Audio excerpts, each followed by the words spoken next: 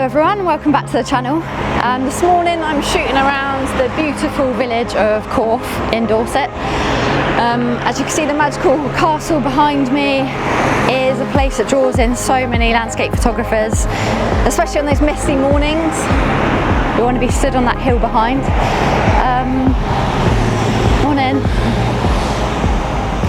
But yeah, for today I'm taking us around the village while I'm thinking about something in particular, and that's about what superpower we can have in photography, and that is predicting the future. So I'm going to go somewhere a little bit quieter and explain a little bit more.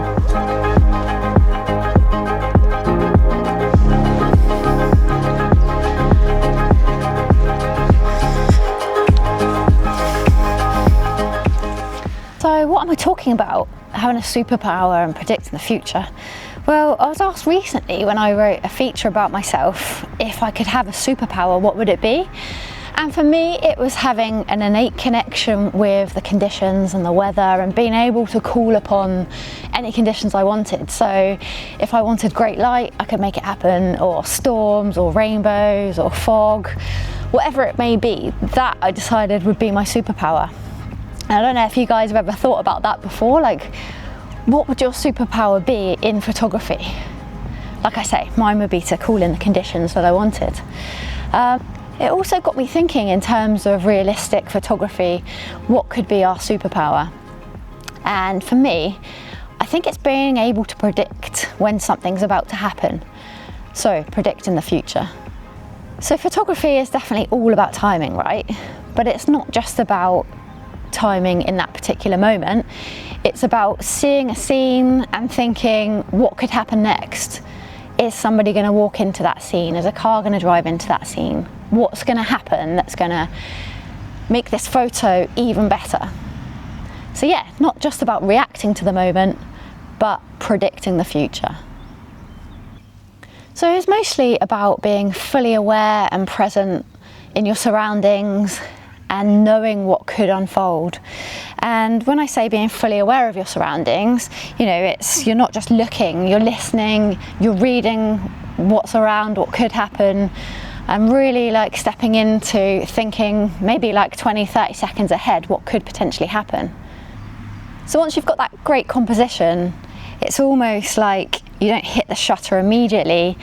You might be waiting for the light to be just right, or a person's going to step into it. You know that that frame needs something else to complete it.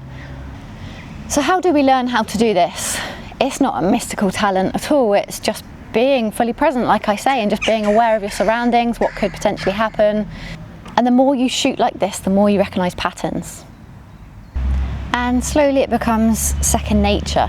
So you're not just thinking about what you're looking at, but you're looking at what could happen too. And knowing that something special could be about to happen.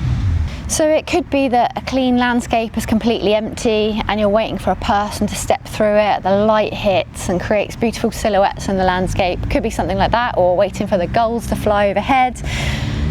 You know, this light beam you've waited for to pass across the land at sunrise as the clouds move. Or a lovely composition, like I'm shooting here today at Corfe Castle, and waiting for old cars to pass through the scene to really complement that whole picture. So that's what I'm shooting today. I'm shooting around Corfe village, and I've picked out a few beautiful scenes that I will share with you along the way, but my main objective is to try and harness this superpower and predict what's going to come up on that road and get the beautiful scene with the ruins behind it as well.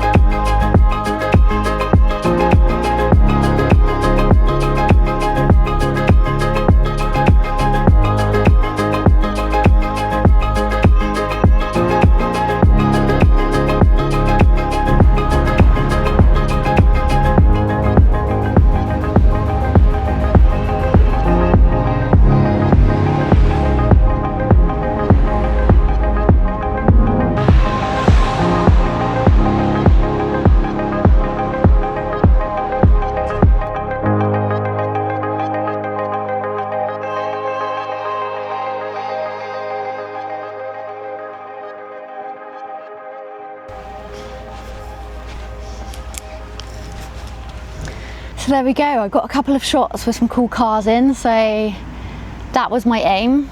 And it was a case of just waiting, which sometimes feels a little odd, especially in a fast-paced world, just standing there and waiting for something to happen. That can feel the most weirdest part, but when it pays off, it's so worth it. And it feels magic, almost, because you've sensed that it's going to happen, you've waited for it to happen, and then you've clicked the shutter as it has. And it doesn't get better than that. And you'd seen the story before it unfolded, and we're ready for it. And I can't promise that that will happen every time, of course. We can't always predict the future, but when it does happen, it's worth it.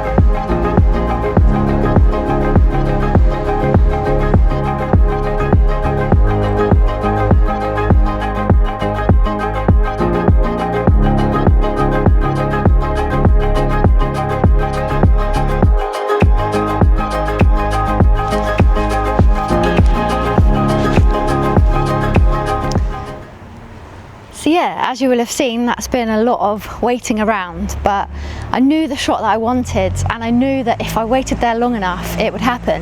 And the fact that a few cool classic cars came through, yeah, it just paid off. And I don't know if there's an event happening somewhere around here today, because yeah, there was quite a few. But I know that is quite normal in Corfe, the amount of times I've been here and there have been cool cars drive through, so it really fits with the feel of the place. So yeah, I hope you've enjoyed this walk around Corfe and this insight into predicting the future with that small element of either people or cars moving into place. I hope you've enjoyed that, and a small insight into how I view things and how I wait for things to unfold in those certain scenarios. And yeah, if you've enjoyed this video, please do like, subscribe, and I'll see you for the next one. Cheers guys.